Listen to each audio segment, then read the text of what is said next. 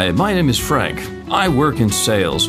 We help companies and public authorities solve complex business problems. Who exactly are we? Well, that's me and my team. Steve is my product specialist. Sophie is my industry specialist, and Tony is my boss. The people we work with at a customer include internal specialists, top management, and external consultants. In our environment, selling is really hard work because you have to do so many things at the same time. Our customers want us to understand their business and industry, not just talk product. They expect us to challenge their ideas and use our experience to help them identify their real pains. And the bigger the deal, the more people get involved in the decision.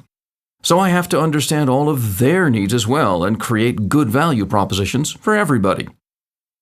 This is where the team can really help make a strong impression.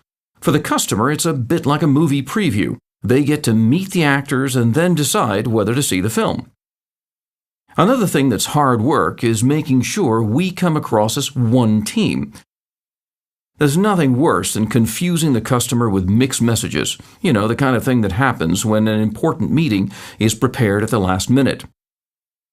You'd think that once a problem is understood, it would be easy to present a solution, but that has its challenges too. It's so tempting to slide into the comfort zone and just talk about the company and our products. I remember one disastrous presentation. It felt like Tarzan calling the animals, but none of them were listening. One thing I found is that if my presentation is really adapted to the customer's needs, they'll use it to sell the project internally. Of course, even the best solution needs a strong business case to justify the investment. But it's more than just about the numbers. Customers want to feel wanted. You're committed to them and that you'll be there for the long haul. But not every sales opportunity is a perfect fit. Sometimes you have to say no to avoid wasting time and resources. That brings me to my boss. He doesn't like dead horses either. He really makes selling hard work. He wants me to have enough qualified leads to meet my targets for the next 4 quarters. He insists that even if my largest deal falls through, I should still be able to make my numbers. I see why. I put him into a really tough spot recently when I promised that a big deal would close within the quarter, but it didn't. The problem was he had already committed it to his boss. He also insists that I develop relationships with all the key decision makers, not just the ones who like us. He keeps reminding me of the mistake he made as a young salesman.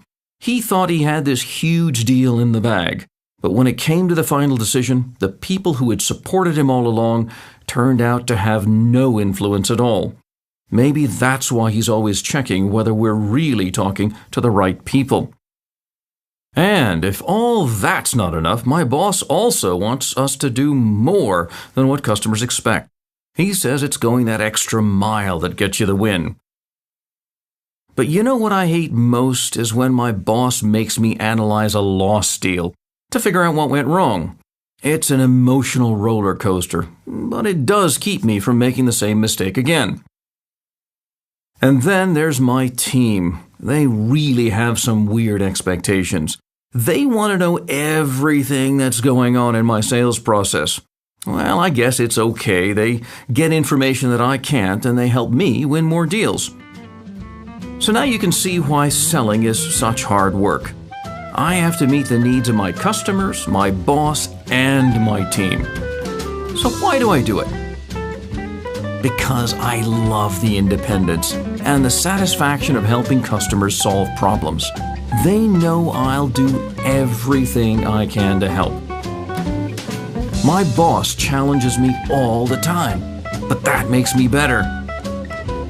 My team is fantastic. There's real power in working together, and we support each other through thick and thin.